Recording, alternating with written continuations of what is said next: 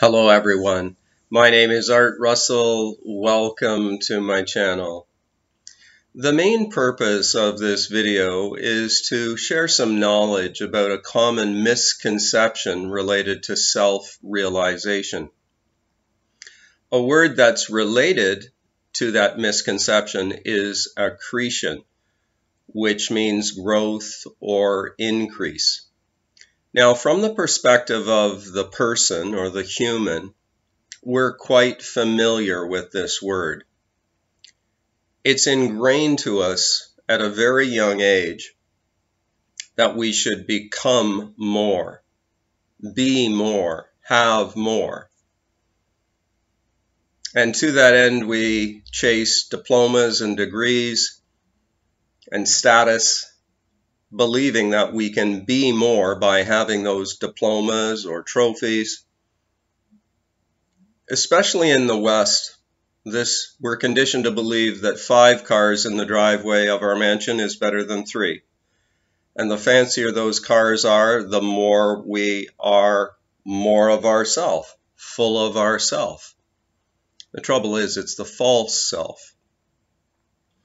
And ultimately, beings discover that 5 cars, 10 cars, 20 cars, exotic homes, just don't cut it. Our true nature is that which cannot be defined. It is eternal and limitless.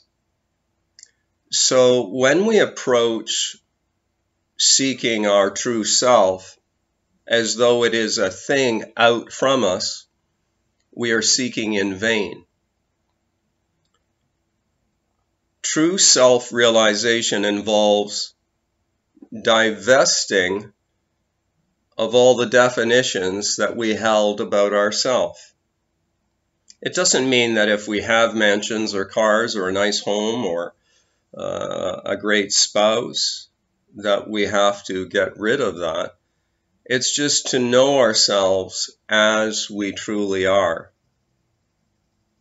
We don't have to accumulate anything to be what we are. So here's, in nature, let's say, does a dog have to ask itself what it should do or have to be more of what it already is? Only humankind has this conceptual self that keeps yapping in the background saying, you know, if I want to be attractive to that potential spouse, I should have this, this, and this. And we suffer from that delusion. I was fortunate in my spiritual journey because it basically just happened. I was not aware of the word enlightenment or awakening prior to it actually occurring. And I think suffering, having conditions that were less than pleasant, played a strong role in that. And I would be drawn to teachings online or through various books that led to this deeper realization of self.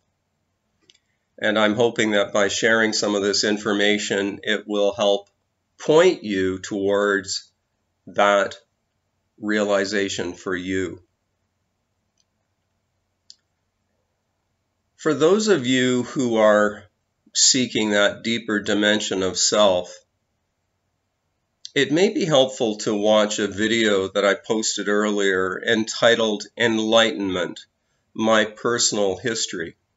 In that video, I share what happened to me. The first happening was back in 2017.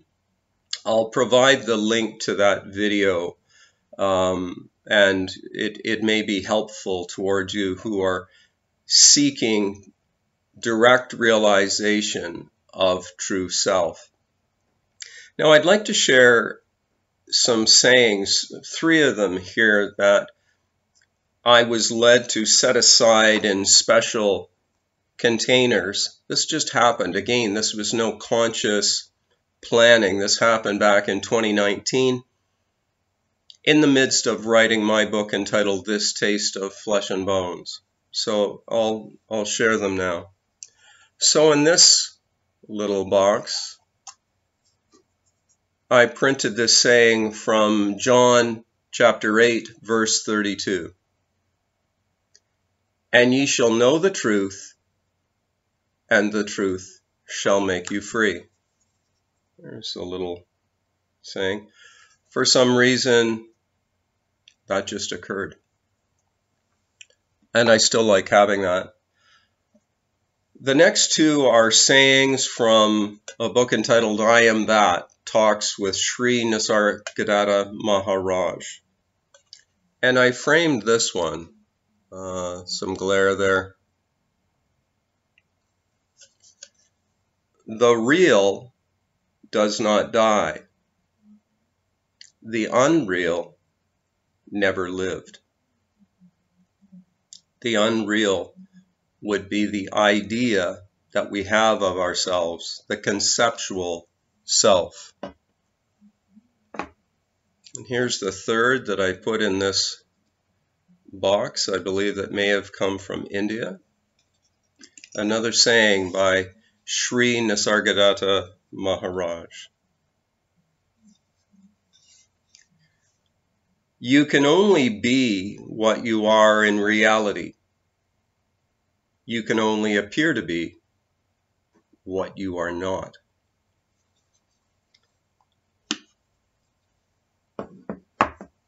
We appear as the body and the mind.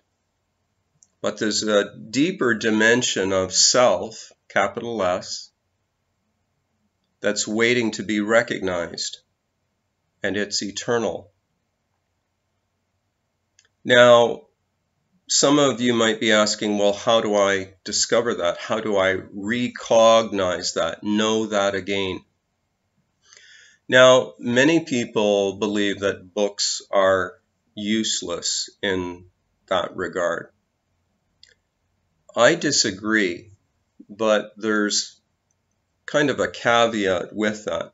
If we're reading books just to accumulate words, sayings,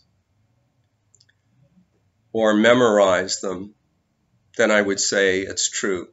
That can't really lead us anywhere.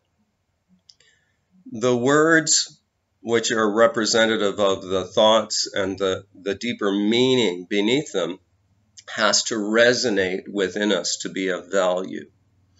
So for that reason, I would say that certain books that you're drawn to, as was the case with me, can definitely have great value.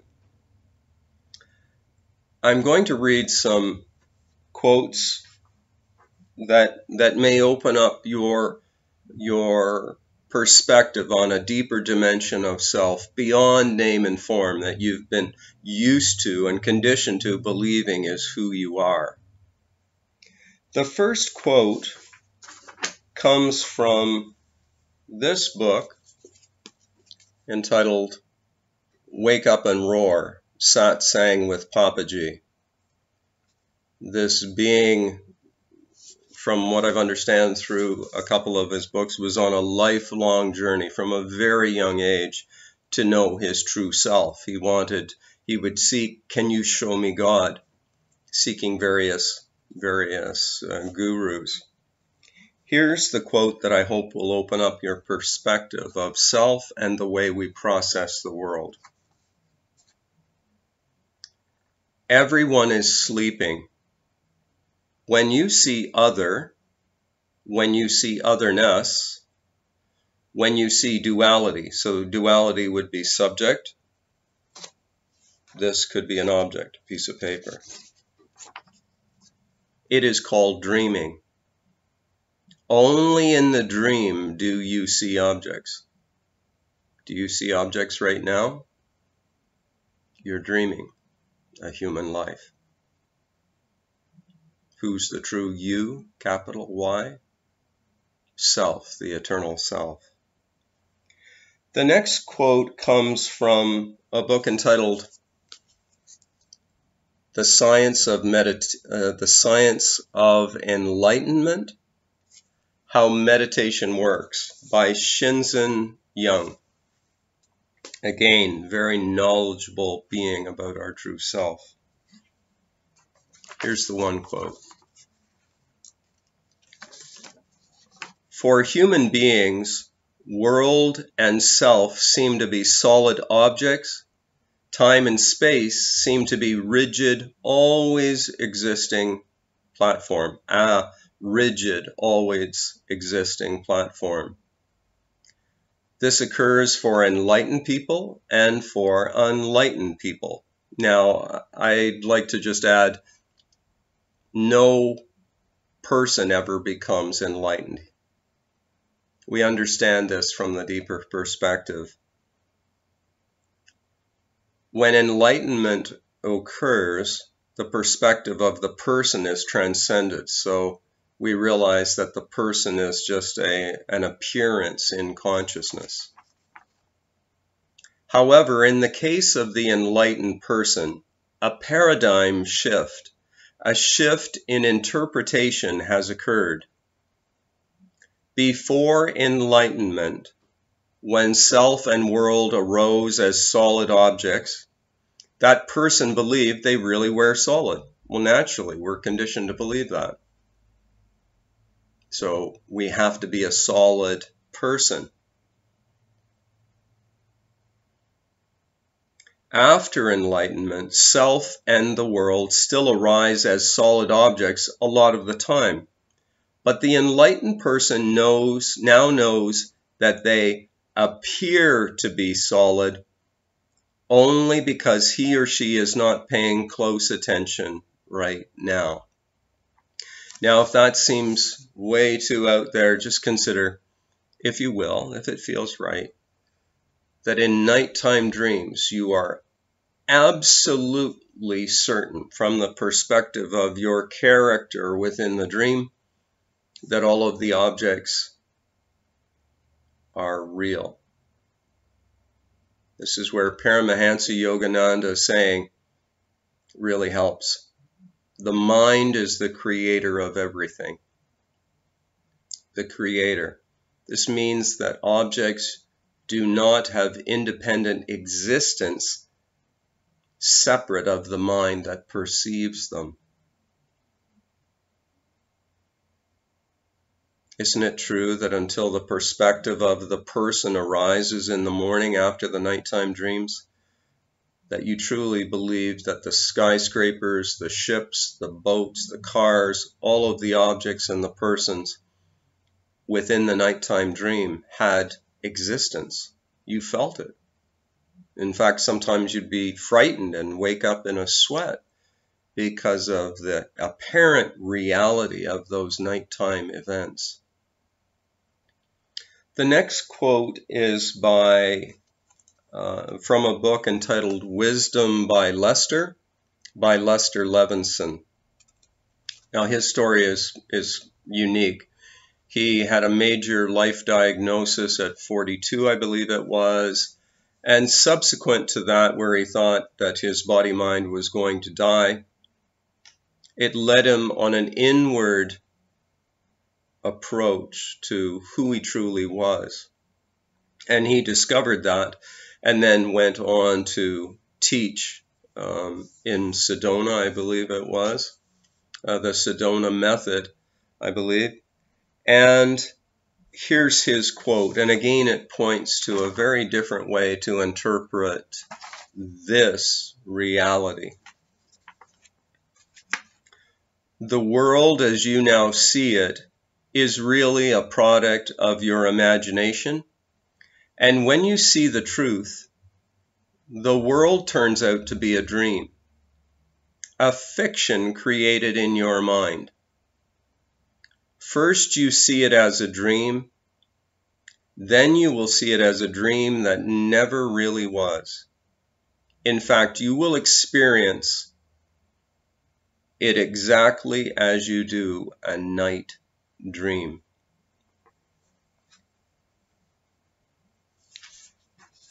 The next quote comes from this book entitled All There Is by Tony Parsons. In this quote, he's explaining how the idea of ourselves takes on an apparent reality when in fact it doesn't have any. In simple terms, all that happens is that when we are very young children, there is simply being, without a knowing of being. There is simply being. And then someone comes along and says, "You're Bill," or "You're Mary." You're a person. And in some way or other, the mind, the I thought, the identity, the idea that I am a person takes over the energy of being and identifies it as Bill or Mary or whatever. It takes over being and gives it a name.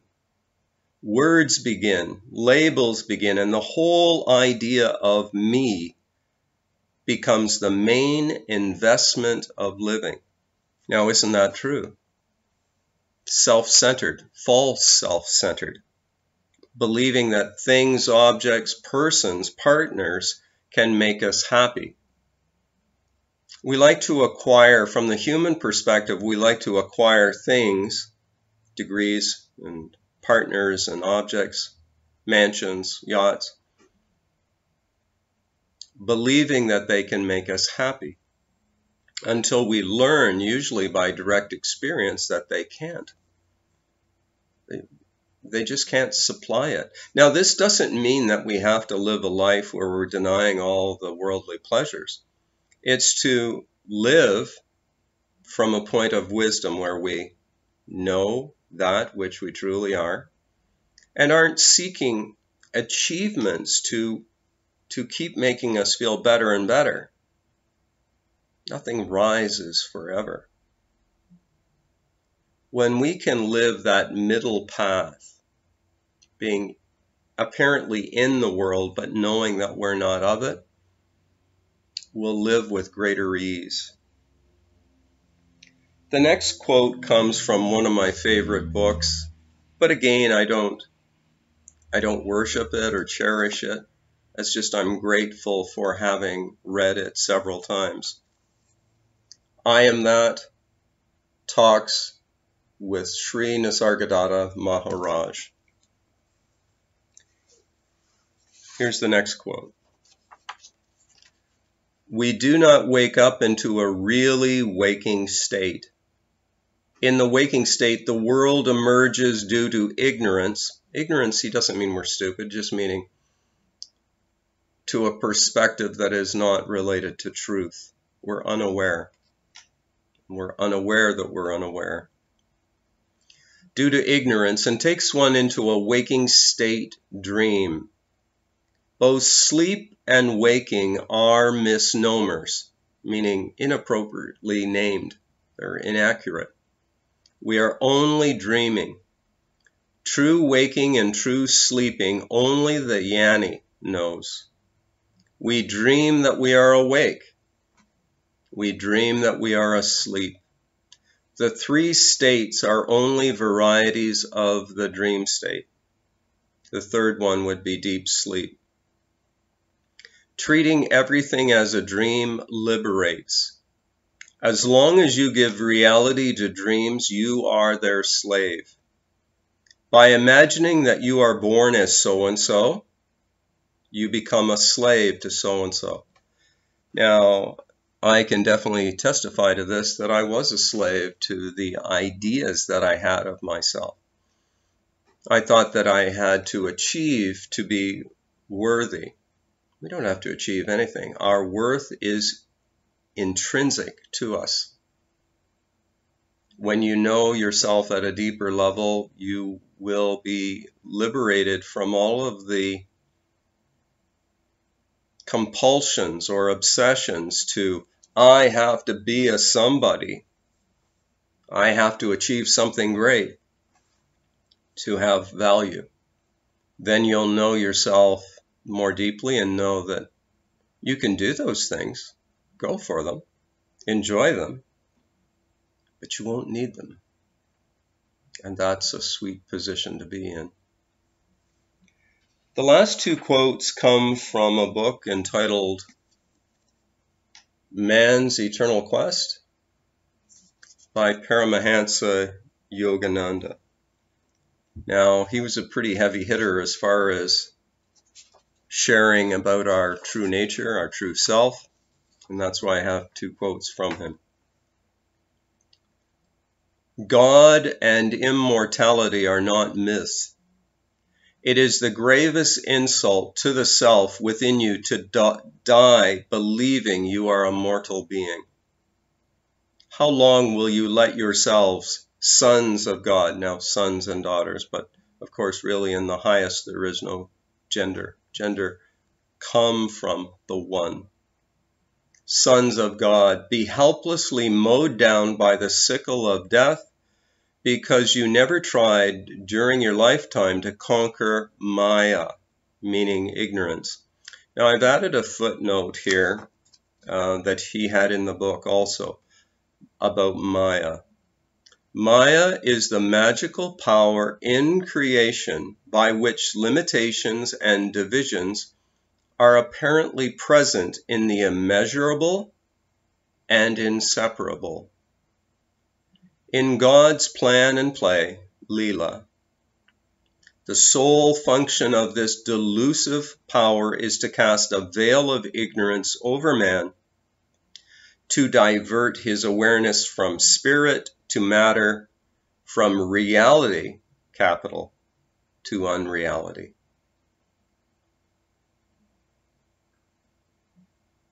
What he's stating is that what's real is what we cannot perceive with the senses. It is that which makes perceiving possible. This is the shift from believing that we are matter to knowing that we are eternal spirit. Here's the second quote. Live in the consciousness of spirit, in that oneness with God wherein you know that life is a dream. It is very easy to do when you make the effort. When suffering comes, it is more difficult to detach your consciousness from identification with the body. So be wise and make the effort now, while you have strength and health. And I would wholeheartedly agree with that, and it's one of the reasons I make these videos.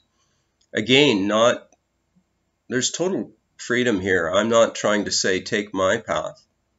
In fact, we cannot take identical paths, but we can do our best to be of service. Now, what I think worked, what I know worked in my case was a long habit of meditation, and that's the second way here that I have. In addition to books, I do believe that books have value, and I find it really useful to use a highlighter. So I mess my books up, and I highlight sections. Then I can call on those through the function of memory and realize that's right, this was said. Here are these quotes. It's why I'm sharing just some of what I have. I have over 100 pages on my iPhone of spiritual notes taken from various books. I didn't plan this consciously, but when I believe that this can be helpful, maybe alleviate some suffering in consciousness, then I find it worthwhile to do these videos. So the second way that really worked for me was meditation. Now, I had been led to that for different reasons. I wasn't seeking the true self. I was seeking to calm the body-mind from basically a digestive disorder that I had for many years that I am now free of, not because of meditation, but because I found a different, apparently physical reason for it. So meditation was part of my life for many years, and it still is. I still have at least 20 minutes, and I will increase that to maybe an hour here and there, or 2 hours. but I don't need it. But I like that 20 minutes of communing deeply with true self. If you've enjoyed this video or found it useful in some way, I invite you to subscribe, share, and like. More information is available through my free articles at thinktwice.me and also through my book entitled This Taste of Flesh and Bones, which is available from Amazon. I'd like to thank all of you for watching. I love all of you. We'll talk again soon. Bye for now.